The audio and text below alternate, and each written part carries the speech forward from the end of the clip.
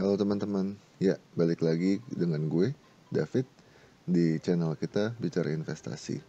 Baru banget hari ini, persis banget tadi malam, gue discuss dengan teman-teman gue cukup lama terkait dengan hal-hal yang banyak terjadi di dunia anak-anak muda zaman sekarang atau kalangan orang-orang yang sudah bekerja. Sebenarnya mereka punya gaji yang mumpuni, gaji yang cukup, tapi masalahnya terkesan memaksa atau bahkan terpaksa untuk membayar cicilan KPR, KPA, ataupun cuma sekedar untuk bayar cicilan-cicilan mereka yang lainnya gitu. Nah, sekarang gue akan lebih fokusin untuk ngomongin tentang KPR. Sebenarnya nih, merencanakan KPR itu bisa menjadi tugas yang sangat menakutkan dan memiliki nasihat yang tepat dari orang yang tepat. Itu tuh menurut gue tuh sangat penting. Nah, dengan panduan yang tepat, teman-teman tuh bisa dapat mastiin bahwa teman-teman mendapatkan kesepakatan KPR yang terbaik untuk kebutuhannya teman-teman.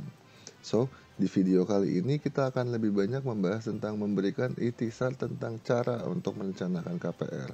Faktor-faktor apa aja yang perlu dipertimbangin saat memilih pemberi pinjaman. Dan terakhir, bagaimana cara menggunakan saran-saran atau konten atau blog atau vlog atau buku-buku yang udah banyak tersedia di pasaran untuk mendapatkan saran terbaik tentang KPR. Oke, tanpa berlama-lama lagi, kita akan mulai paparan-paparan singkat terkait dengan KPR. Pada video kali ini, gue akan membahas hal-hal penting yang perlu diperhatikan ketika kalian berencana untuk mengambil kredit pemilikan rumah, atau kita biasa sebutnya KPR. Memiliki rumah merupakan impian bagi banyak orang, dan KPR adalah salah satu cara untuk mewujudkan impian tersebut.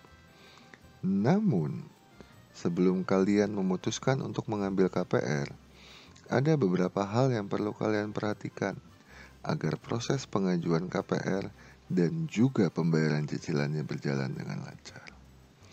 Yang pertama, itu pastikan bahwa kalian memiliki pendapatan tetap dan stabil. Bank akan melakukan evaluasi pendapatan kalian sebelum memberikan KPR.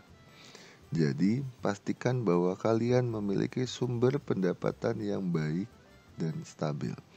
Ini juga membantu kalian memprediksi berapa besar cicilan KPR yang dapat kalian bayar setiap bulannya.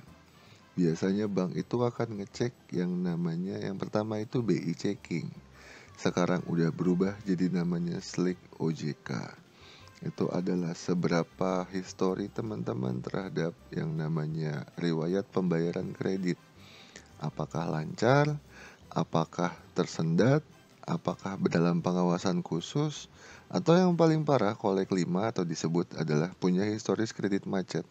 Ini yang akan menjadi salah satu pertimbangan bank atau jasa penyedia KPR lainnya untuk memberikan pinjaman terhadap kredit pemilikan rumah kalian. Gitu. Yang kedua, mereka akan cek yang namanya financial income statement-nya. Apakah kalian akan menggunakan joint income atau income sendiri, ataukah kalian pengusaha sehingga income-nya harus dihitung satu persatu dan dapat dibuktikan kepada orang perbankannya. Kemudian juga mereka akan mengecek yang namanya collateral checking.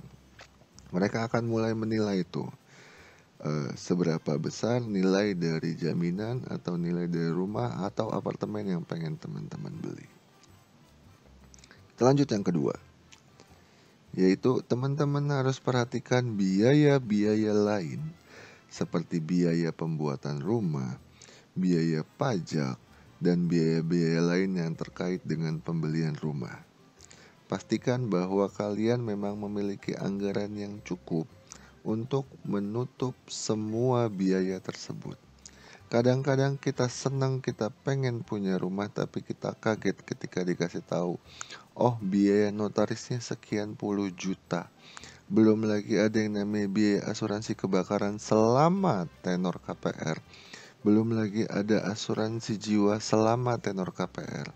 Ditambah lagi biaya-biaya atau budget-budget khusus yang harus dikeluarkan ketika kalian sudah menempati rumah. Entah itu kalian mulai mengisinya, entah itu kalian pasti akan ada perintilan-perintilan tambahan yang akan memakan budget khusus. Yang ketiga, pertimbangkan jangka waktu KPR. Semakin lama jangka waktu KPR, maka akan semakin rendah cicilan bulanannya.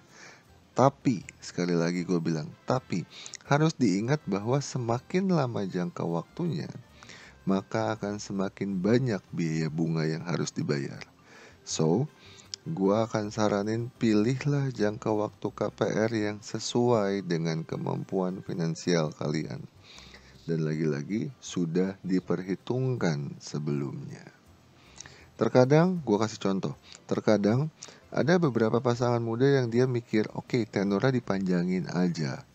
Toh juga nanti ketika kita sudah berjalan beberapa tahun, masa ya gaji kita segini-segini aja? Ada kemungkinan kita akan pindah ke tempat yang lebih baik. Ada kemungkinan gaji kita akan naik. Ada kemungkinan kita bisa safety atau saving dengan dapat bonus, komisi, ataupun remunerasi yang lain-lainnya. Itu bisa jadi salah satu opsi.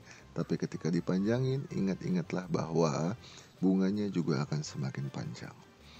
Yang keempat, teman-teman harus bisa bandingkan berbagai macam tawaran KPR dari berbagai bank. Iya, marketing KPR itu pasti akan sangat menggoda. Marketing KPR itu pasti akan sangat persuasif. Marketing KPR itu pasti akan mencoba untuk tidak memalingkan wajah teman-teman atau memalingkan wajah kalian sedetik pun dari bank mereka saja. Tapi kalian harus ingat bahwa setiap bank memiliki persyaratan dan tingkat bunga yang berbeda. Jadi sangat halal dan boleh dan legal untuk kalian window shopping dulu. Alangkah akan lebih memudahkannya ketika kalian kenal beberapa atau 1-2 perencana KPR atau perencana keuangan yang juga mengerti tentang KPR sehingga bisa memberikan advice untuk kalian.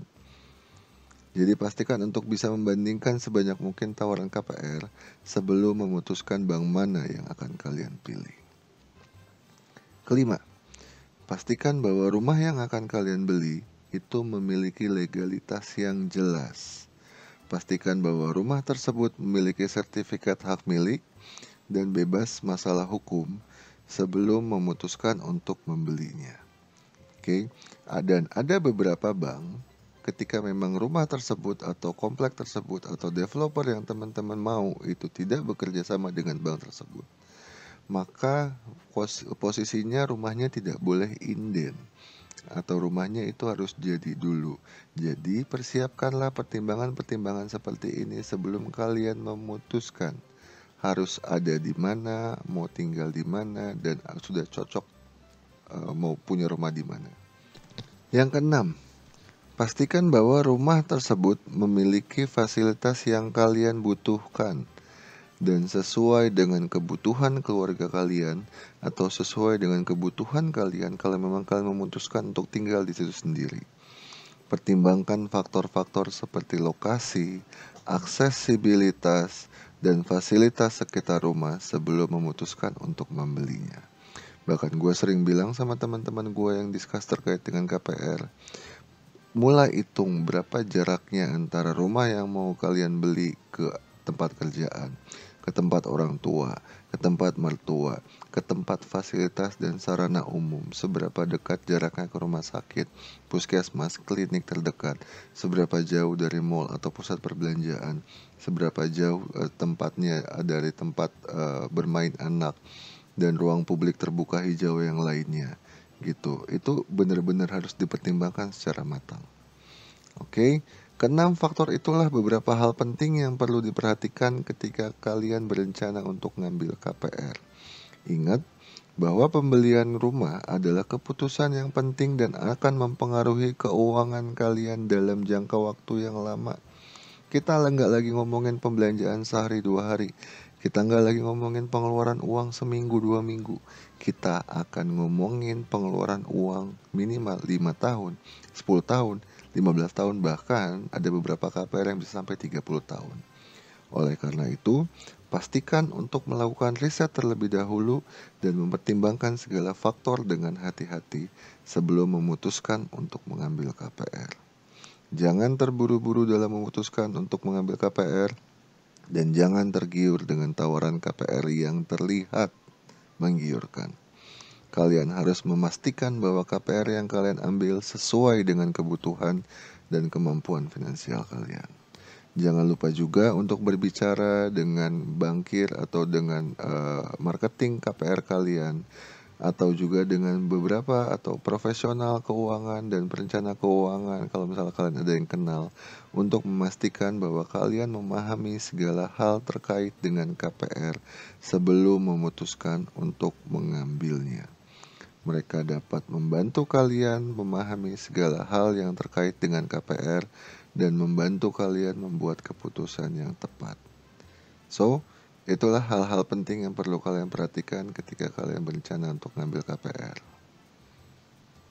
Semoga video ini berguna dan membantu kalian dalam membuat keputusan yang tepat. Itu aja sih sedikit paparan singkat dan sedikit penjelasan singkat dari gue terkait bagaimana merencanakan KPR, bagaimana menentukan KPR yang tepat, dan pertimbangan-pertimbangan apa aja, faktor-faktor apa aja yang mesti teman-teman pikirin sebelum teman-teman akhirnya mengambil KPR.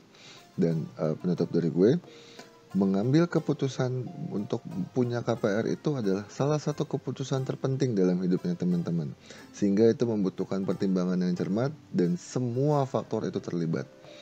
Dan teman-teman kalau misalnya punya perencana KPR atau mortgage advisor, atau teman-teman punya perencana keuangan pribadi atau financial planner, itu juga bisa membantu teman-teman untuk membuat pilihan yang tepat dengan diskusi sama mereka, tukar pikiran sama mereka.